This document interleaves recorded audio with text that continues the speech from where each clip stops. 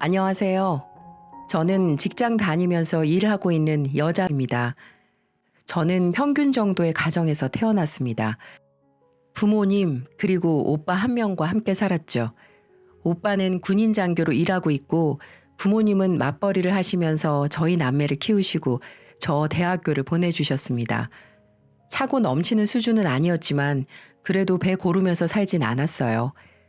부족한 것이 있었다면 부모님의 손길이라고 할 수 있을 것 같네요. 사랑을 못 받고 자랐다는 게 아니라 아무래도 두 분이 맞벌이시다 보니 저는 혼자 혹은 오빠랑 단둘이 있을 때가 참 많았거든요.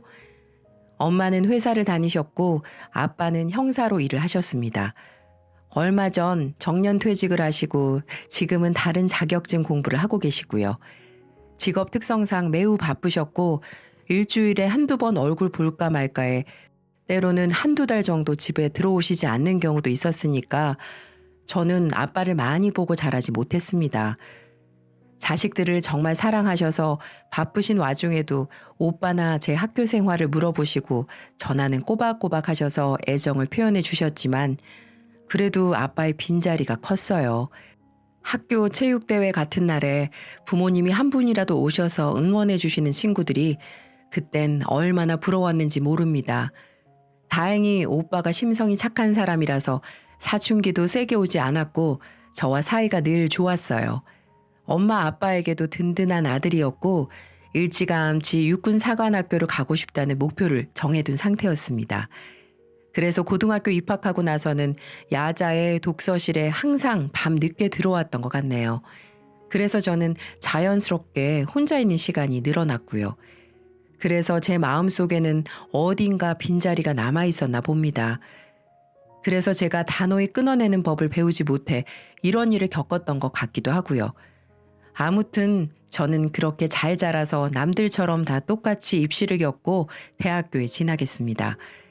대학교 4학년 때 저는 남자친구를 사귀게 되었어요.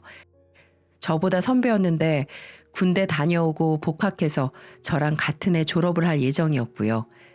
친구 소개로 만났고 처음 만난 날부터 말도 잘 통하고 배려심도 깊어서 호감을 가졌죠. 그렇게 자연스럽게 연인으로 발전했고 남은 재학 기간 동안 짧게 캠퍼스 커플로 사귀다가 나란히 졸업하게 되었습니다.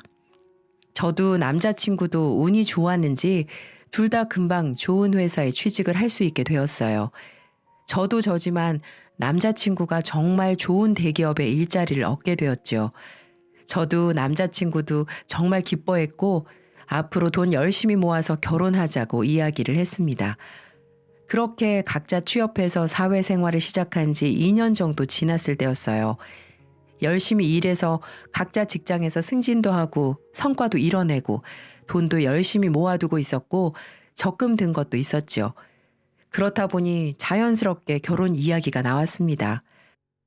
그런데 남자친구는 조금만 더 기다려줘 라고 하면서 구체적인 진행 이야기는 자꾸 미루려고 하더라고요.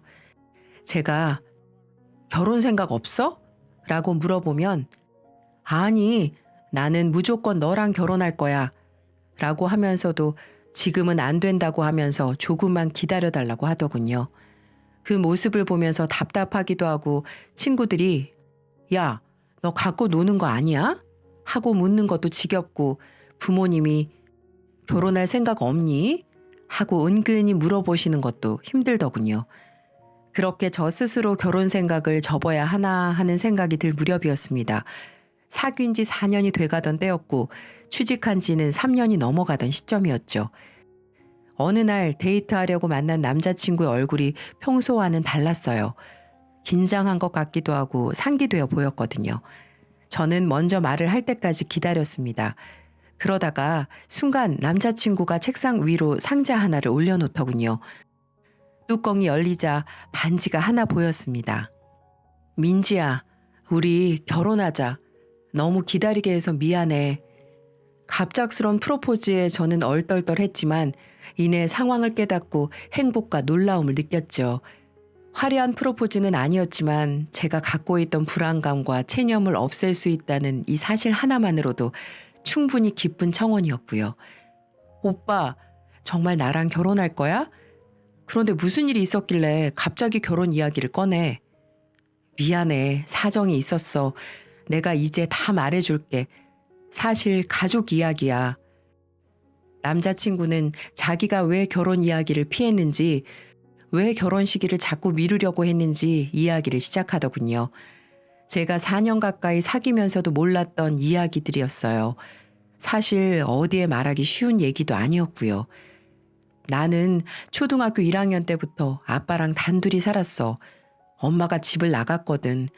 정확히 말하면 아빠랑 사실상 이혼을 하고 나가신 거지. 사유는 아빠가 다른 여자들을 만났다는 이유였다고 합니다. 동네 사람들이 수군거리는 소리를 들었대요. 아줌마들이 아유 나 같아도 집 나갔어. 듣자 하니 전국 술집을 돌아다니면서 여자를 갈아치웠대 하며 수군거렸다고 하네요. 그래서 남자친구는 아빠에게 큰 배신감을 느끼면서 자랐고 언젠가 꼭 엄마를 찾아 함께 살겠다고 다짐했다고 합니다. 그리고 남자친구가 고등학교 2학년 때 아빠가 암으로 돌아가셔서 졸업하고 대학 갈 때까지는 고모네 집에서 살고 대학 입학 후 자취를 시작했다고 해요. 대학 학비는 국가장학금과 성적장학금, 아르바이트로 충당했고 정말 부족했을 때 군 입대를 해서 다녀왔다고 합니다. 결혼식은 꼭 엄마를 모시고 하고 싶었어. 엄마를 미워할 때도 있었지만 그래도 엄마를 이해했으니까. 그래서 일하면서 틈틈이 엄마를 열심히 찾아다녔어. 그러다가 지난달에 엄마 친구분이란 분을 만났고 지난주에 연락이 되어서 엄마를 드디어 만나게 된 거야.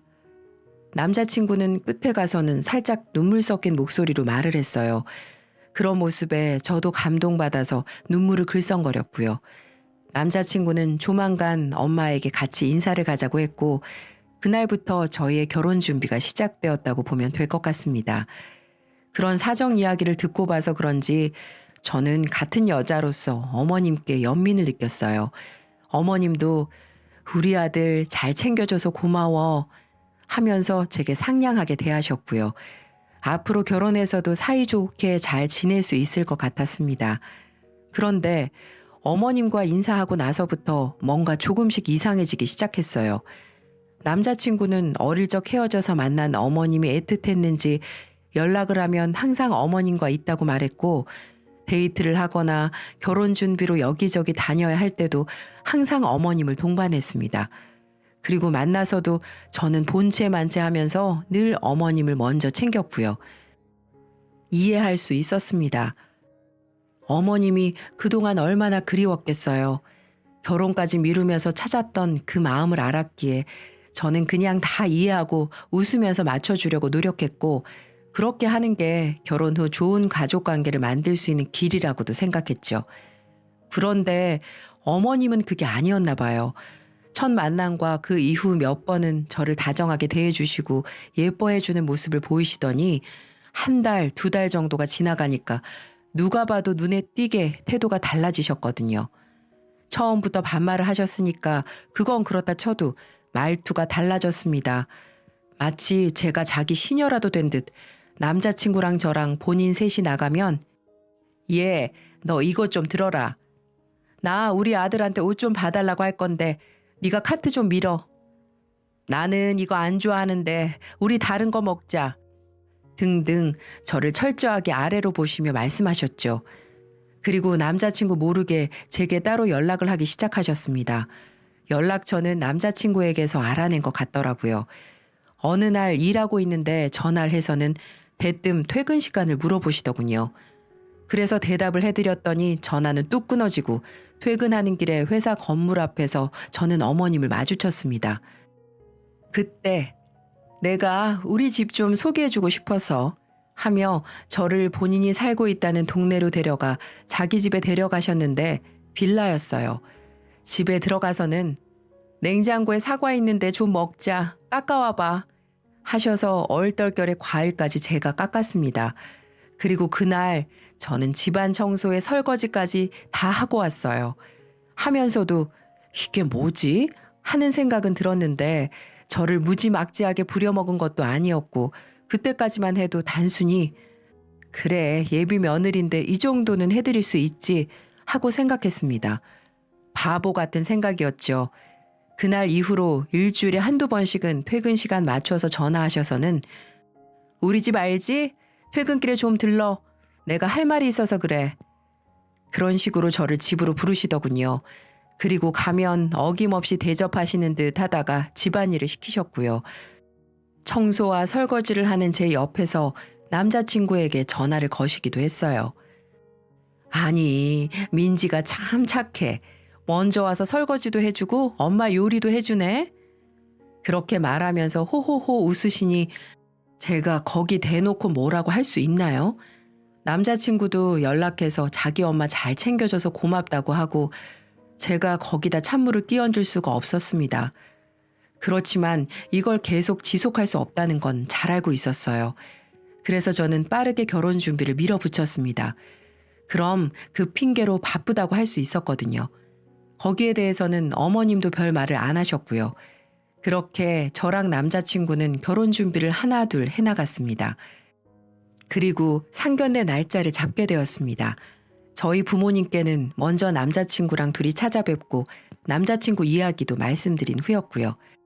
저희 부모님은 힘든 환경에서도 잘 자랐다고 칭찬해 주시고 남자친구를 좋아해 주셨습니다. 그 후에 어머님을 만나서 장소랑 시간을 결정하게 되었죠. 그때 어머님께서 뭔가를 제게 주셨습니다. 상자였는데 열어보니까 금목걸이가 하나 들어있더군요. 이게 뭐예요, 어머니? 하고 여쭤봤습니다. 아니, 내가 뭐 돈 지원을 해줄 게 있나 뭐가 있나. 그래서 나한테 의미 있는 걸 주는 거야. 우리 어머니한테 받은 건데 우리 어머니가 결혼 예물로 들고 오신 거였어. 너한테 결혼 예물로 주면 의미 있을 것 같아서. 그 말에 저는 살짝 감동도 받았습니다. 저를 정말 며느리로 인정하시는 것 같아서요. 하지만 그 다음에 이어지는 말은 분위기를 확 깨는 말이었어요. 내가 자식이라곤 우리 명호 하나뿐인데 욕심을 좀 부려도 되겠지 싶어. 예단 말인데. 예단은 저도 시어머니 한 분만 챙겨드리면 되는 거라 그렇게 무리가 없을 거라고 생각했었어요. 그런데 어머님의 요구는 상상을 초월하더라고요. 내가 막 요란하게 바라는 건 아니고 내 다른 친구들이 받은 만큼만 받고 싶어서 다들 샤넬백이랑 지갑 세트로 된 상품은 기본으로 받더라고. 아, 그 브랜드가 마음에 드세요? 그럼 제가 그걸로 알아볼게요. 그리고 어머님 한복도 해드리려고요. 아우, 얘는 한복은 당연히 결혼할 때 하는 거지. 당연한 걸 뭘 새삼스럽게 그러니? 그리고 개인적으로 내가 갖고 싶은 게 있는데. 어머님이 말씀하신 건 다름 아닌 차였습니다.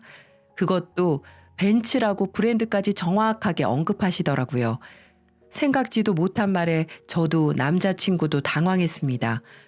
내가 우리 아들 데리고 운전해서 놀러 가는 게 소원이었는데 여기저기 힘들게 사느라 못했잖아. 그래서 아들 부부한테 좋은 차 받아서 나중에 손주들 태워주고 싶고 그래서 그래. 쌩글쌩글 웃으시면서 말씀하시는데 저희는 당황해서 일단 얘기해 볼게요 라고 말했습니다. 그리고 나서 남자친구랑 며칠간 이야기했어요. 저는 반대 입장이었고 남자친구는 그래도 엄마가 원하시는데 하며 어머님 편을 들더라고요. 그렇게 의견차를 좁히지 못하고 상견례 날짜는 하루하루 다가왔습니다. 이러다가 양가 부모님 만나는 자리에서 돈 문제로 충돌할 것 같아 걱정이 되더군요. 그래서 어느 날 퇴근 후 친구를 만나 술 한잔을 하면서 고민을 털어놓게 되었습니다. 야, 대박이다. 난 절대 못해. 네가 받은 금목걸이는 무슨 문화재라도 된다니? 그 말을 들으니까 갑자기 머리를 맞은 것 같은 기분이 들더군요. 그날 친구하고 헤어지고 나서 다음날 출근길 금은방에 들려서 금목걸이 감정을 의뢰했어요. 결과는 충격적이었습니다. 목걸이는 진짜가 아니었어요. 말 그대로 짝퉁 금목걸이였죠. 금은방 사장님께서는 이건 어디 내놔도 못 쓸 거다. 그냥 말 그대로 금 흉내만 내고 있는 거고 어디 보여주는 용도로나 써라. 그러시는데 진짜 망치로 뒤통수 한 대 맞은 것 같았어요. 그날도 어머님이 집에 좀 들르라고 하셔서 저는 갔습니다. 따지려고요. 제가 다른 혼수나 지원 그런 걸 바란 것도 아니었고 그럴 상황이 안 된다는 것도 알고 있었어요. 그런데 자기는 예단에 외제차까지 요구하면서 나한테 짝퉁을 주다니 이건 모욕이라고 생각했거든요. 어머, 얘, 내가 언제 그거 진짜라고 그랬니? 말 그대로 의미를 담은 거잖아. 우리 어머니가 갖고 계시던 거 내가 3대째 물려주는 게 얼마나 의미 있고 좋으니. 우리 어머니도 형편이 녹록지 않으셨는데 그래도 시집 가는데 뭐 꾸밀 건 있어야 하니까 그거라도 구해서 들고 가신 거야. 우리 어머니가 열심히 살아오신 증거나 다름없는데 너 지금 무시하는 거니? 이젠 기도 안 찼습니다. 당장이라도 금목걸이를 던지고 예단이고 차고 다 못한다고 소리치고 싶은 걸 꾹 누르고 집을 나왔어요. 남자친구에게 알리고 나서 차도 못 해드리고 원래 해드리려고 했던 가방이나 지갑도 다시 생각해봐야 할 것 같다고 얘기하려고 했습니다. 그리고 어머님한테 사과도 받고 싶었고요. 하지만 정신을 차리고 다시 생각해보니까 상견례가 바로 내일 모레였어요. 집에 들어가니까 온갖 옷들을 다 꺼내놓으시고 이틀 전부터 준비하시는 부모님이 보이더라고요. 엄마도 아빠도 자식 처음 결혼시킨다고 들떠 계셨습니다. 아빠, 이 옷 어때? 오늘 백화점 가서 큰맘 먹고 한 벌 샀어. 범죄자 잡는다고 우락부락해 보일까 봐 걱정이네. 우리 딸 시집 가는데 못된 인상의 사돈으로 보이고 싶지 않아서 아빠가 뭐 좀 부려보려고 한다. 늘 저를 챙기지 못해 미안해 하셨던 아빠는 싱글벙글 웃으시며 새 양복을 들어 보이셨어요. 그 모습에 저는 할 말을 잃었습니다. 여기서 내가 이 결혼에 지장이 생길 짓을 한다면 우리 부모님께 큰 불효를 하는 것 같았거든요. 아빠에게는 아빠 너무 멋있다고 애써 웃어 보였지만 마음이 너무 복잡했습니다. 하지만 제 화가 풀린 것도 아니었기에 그냥 넘어갈 생각은 없었어요.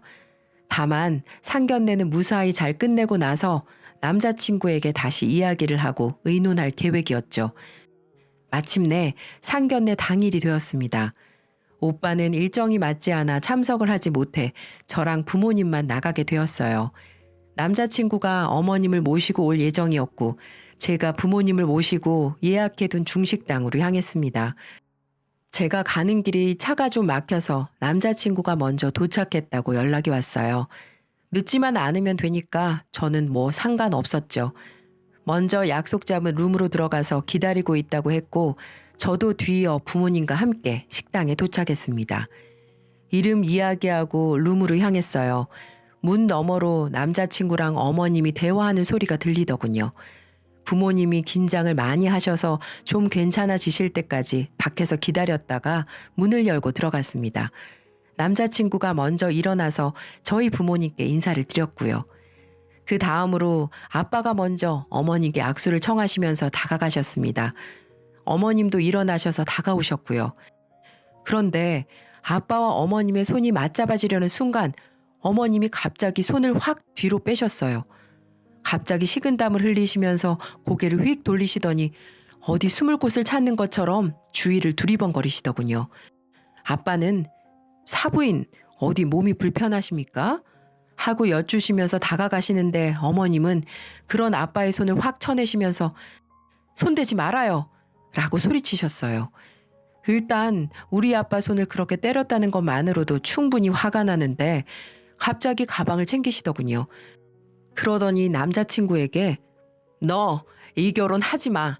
나 저런 집에 너 장가 못 보내. 하시며 손을 잡고 나가시려고 했습니다. 모두가 당황했고 남자친구도 엄마 왜 그래? 하면서 말리려고 하고요. 어머님은 무작정 나가시려고 했어요. 저는 남자친구 옆으로 다가가 어머님을 같이 붙잡고 어머니 왜 그러세요? 하면서 상황을 파악하려고 애썼습니다. 어머님은 계속 이거 놓으라고 몸부림을 치시고요. 그러다가 결국 제 팔을 확 뿌리치시면서 제가 옆으로 쿵 하고 넘어졌습니다.